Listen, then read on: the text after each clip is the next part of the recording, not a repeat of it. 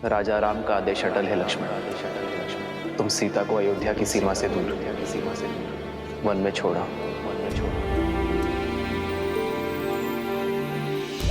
खड़ग की धार ये पथ मर्यादा पर चलते जग हित रघुनंदन।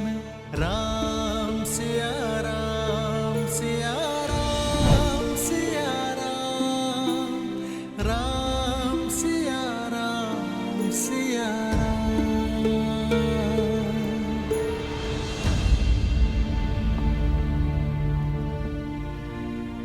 सात कुछ ही पल शेष है, अब उसे उदासी के सागर में डुबोना है या सुख के शिखर पर बिताना है। चयन आपका है आर्य।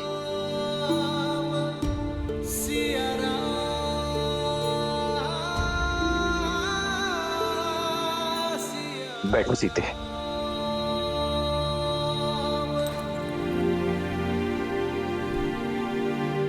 सीते, भरत ने 14 वर्षों तक अयोध्या को संभाला है। पूरे प्रेम और समर्पण के साथ उसने अयोध्या पे राज किया। क्या वो अयोध्या की बागडोर नहीं संभाल सकता? आर्य, राजा की कितनी शक्तियां होती हैं।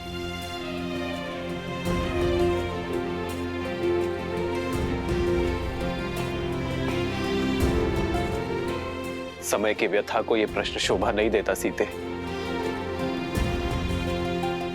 ये मेरे प्रश्न का उत्तर नहीं है आर्य। एक राजा की 3 शक्तियां होती है सीते। गुरु और ऋषि राजा के प्रण शक्ति होते हैं। न्याय और विद्या राजा की मन शक्ति होते हैं। सेना संपत्ति राजा की देह शक्ति होती है।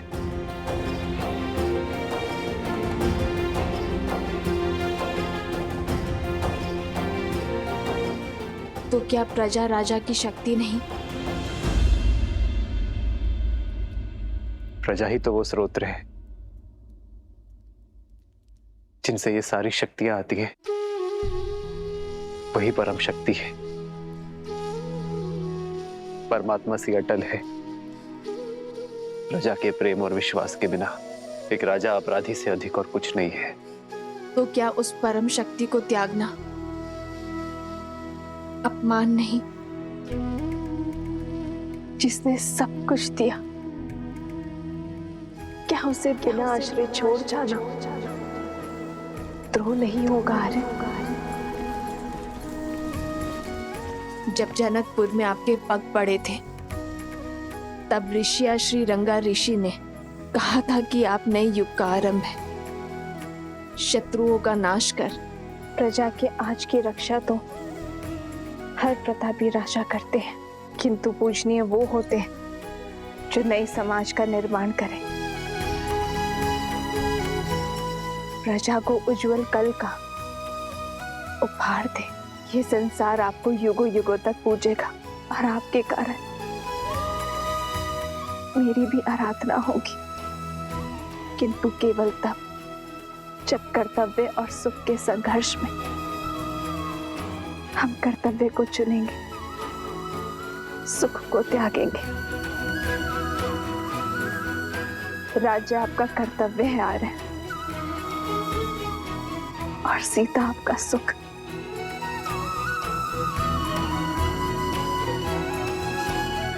राज्य को त्यागने में स्वार्थ है और सीता को त्यागने में परमार्थ। राम के साथ सीता का नाम सदियों के लिए जुड़ा रहेगा आर्य।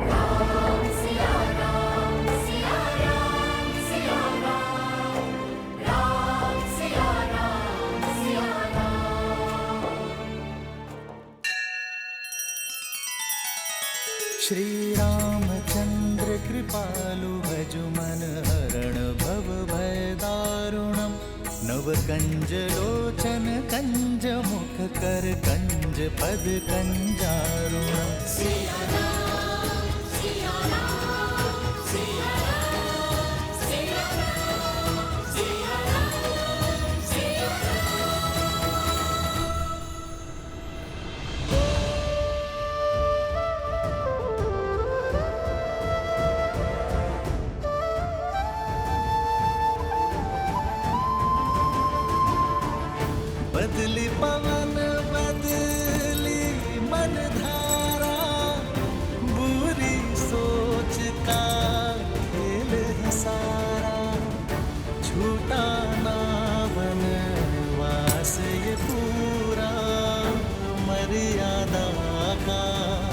समर अधूरा कैसे करे पार ये राम सिया राम सिया राम सिया राम।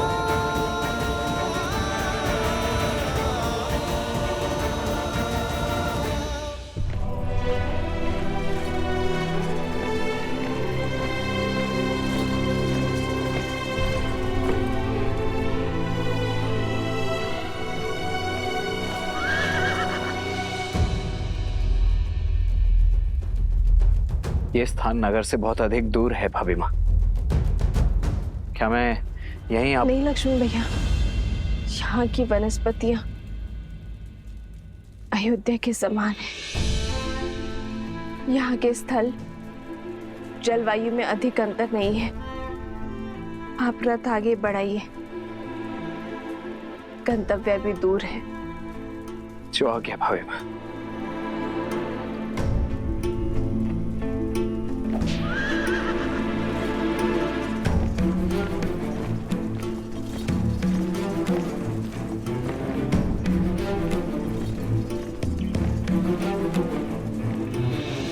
रुक जाइए लक्ष्मण भैया,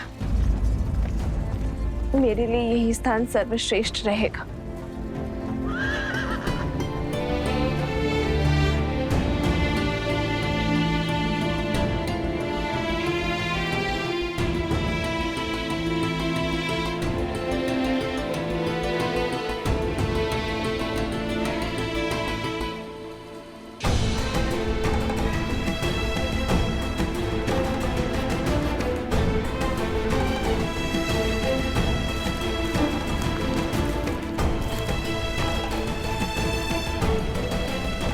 ये वन तो अत्यंत घना है भाभी माँ।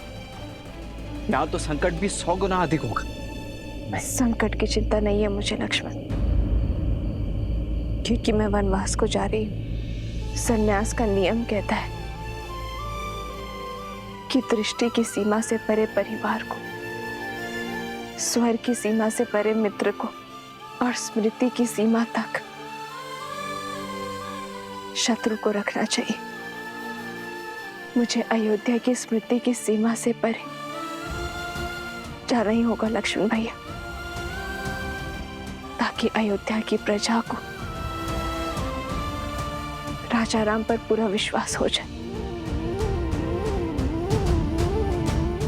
मैं क्यों भाभी माँ, मुझे समझ नहीं आता मुझसे इतना बड़ा पाप क्यों करवाया भैया ने। 14 वर्षों तक मैं आपके दुखों का साक्षी रहा हूं। एक राजा रानी को असहाय होकर वन वन भटकते वनवासियों का जीवन जीते देखा है मैंने। भांति भांति के कष्टों को सहते देखा है। उन्हीं कष्टों की अग्नि में आपको पुनः झोंकने का कार्य मुझे ही क्यों दिया गया।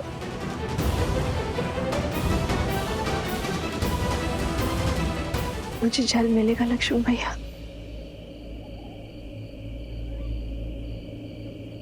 जी भाभी माँ।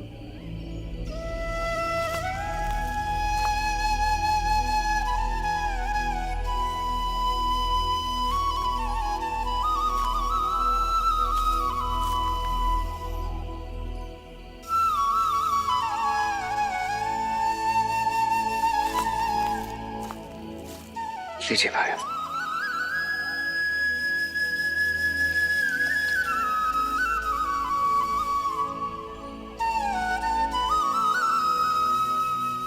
संसार में केवल जल है जो अग्नि को बुझाती है। यही आपके प्रश्न और पीड़ा का उत्तर है। केवल आपको ही चुना, क्योंकि 14 वर्षों में केवल आप ही मेरे और श्री राम के इस अयान के साक्षी बने। इन 14 वर्षों में श्री राम और मैंने आप में पुत्र देखा, जिसने अपने सारे समर्पण को समेटकर अपनी भाभी माँ के चरणों में रख दिया।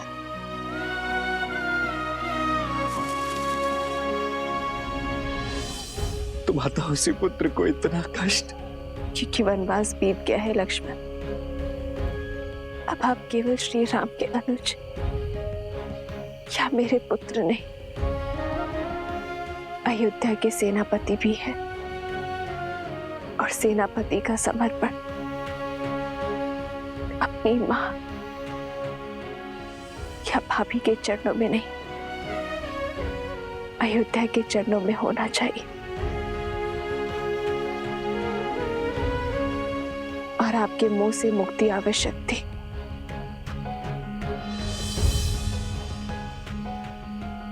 सेनापति का पद पाकर भी इतना बड़ा पाप करने का साहस नहीं जुटा पा रहा हूं मैं भाई मां।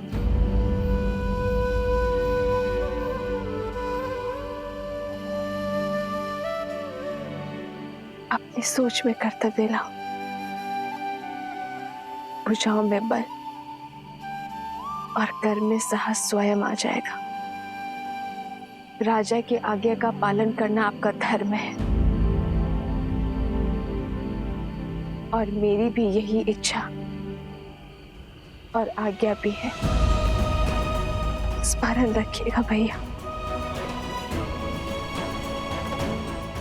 मैं रहूं या ना रहूं, मेरा आशीर्वाद सदा आपके साथ रहेगा।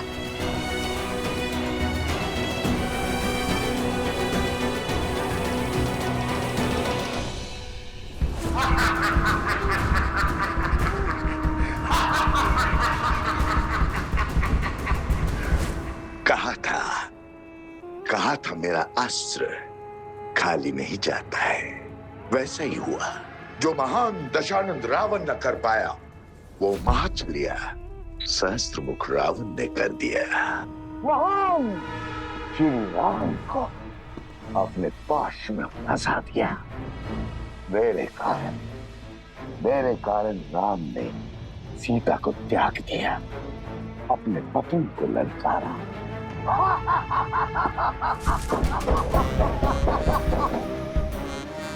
आओ शूर्पणखा, आओ। जानता था तुम अवश्य आओगे। मेरी विजय तुम्हें खींच लाएगी। आओ, इस उत्सव का आनंद लो। आज पहली बार राम के विरुद्ध इस युद्ध में हमें विजय मिली है। उत्सव मनाओ। समय से पूर्व उत्सव नहीं मनाया करते हैं भैया। तुमने केवल एक मोर्चा जीता है, युद्ध नहीं। अभी विजय का केवल एक पड़ाव पार हुआ है, वो राम है। वो पीड़ा का सागर पार करने वालों में से है, उसमें डूब जाने वालों में से नहीं है।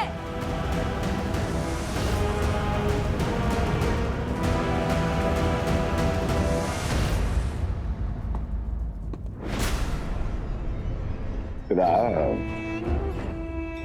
तुम्हें क्या लगता है प्रिय बहन, सहस्त्रमुख रावण ये नहीं जानता।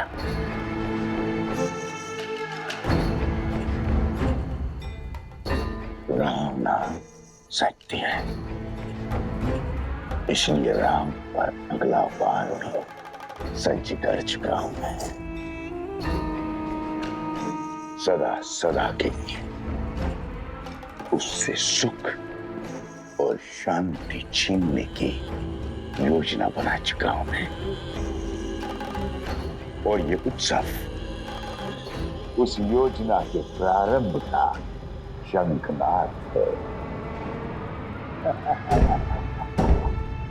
रात्रि के अंधकार में डूब जाने दो अयोध्या के सूर्य को। प्रचंड त्राहि मचा देने वाले मेघों से भर जाने दो अयोध्या का आकाश। मनाने दो मुझे राम की हार का त्योहार, क्योंकि कल ये युद्ध खड़ा होगा अयोध्या के हर घर के द्वार।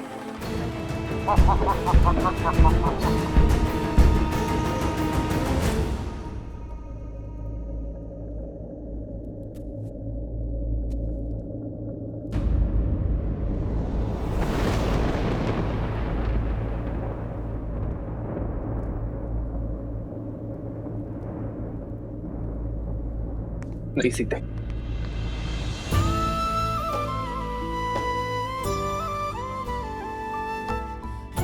कर्तव्य के लिए प्रेम का त्याग, मैं विवाह में दिए वचनों का खंडन नहीं कर सकता।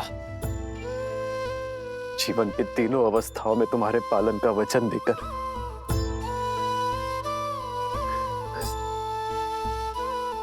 तुम्हें अकेले वन में नहीं छोड़ सकता मैं सीते।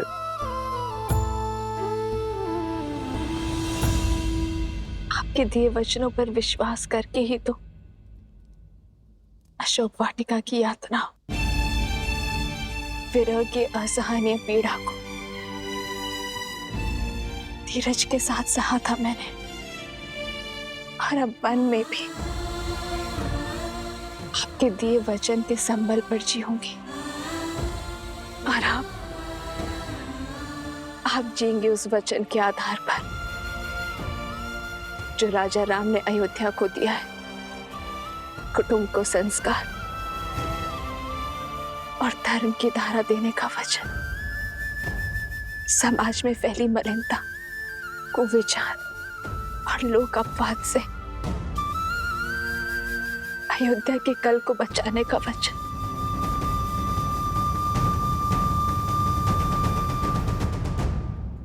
राह तके है विकल ये नैना, राह मिलन की राम भी ढूंढे, सिया बिना कोई राग न गूंजे। सिया राम, सिया राम, सिया राम, सिया राम, सिया राम, सिया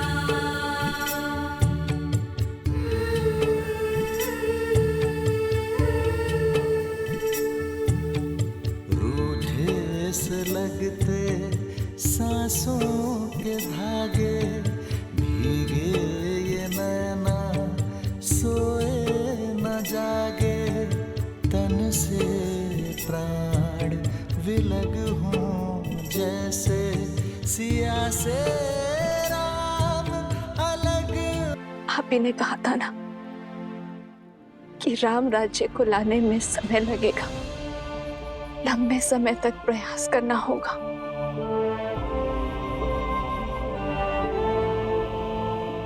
किंतु हमारी संतान तो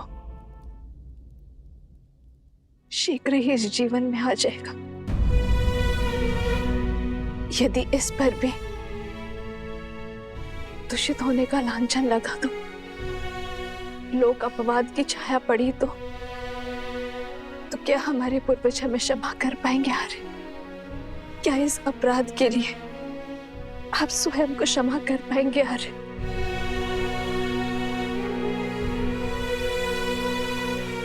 मुझ में तो स्वयं को क्षमा करने की क्षमता नहीं है। आर्य,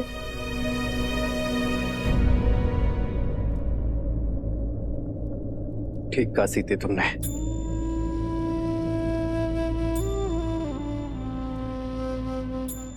भविष्य के लिए बलिदान देना हर माता पिता का प्रथम कर्तव्य होता है, किंतु ये बलिदान केवल तुम ही क्यों दोगी सीते? किसने कहा रे कि ये बलिदान का दंश केवल मैं भोगूंगी? जितनी अधूरी वन में श्री राम की सीता होगी, उतने ही अधूरे अयोध्या में सीता के श्री राम होंगे। ये यज्ञ है आर्य, जिसमें हम दोनों वेदी के दोनों ओर बैठे कर्तव्य कर्म की आहुति देंगे। राम सिया राम, सिया राम, जय जय राम। राम सिया राम, सिया राम, जय जय राम। राम सिया राम, सिया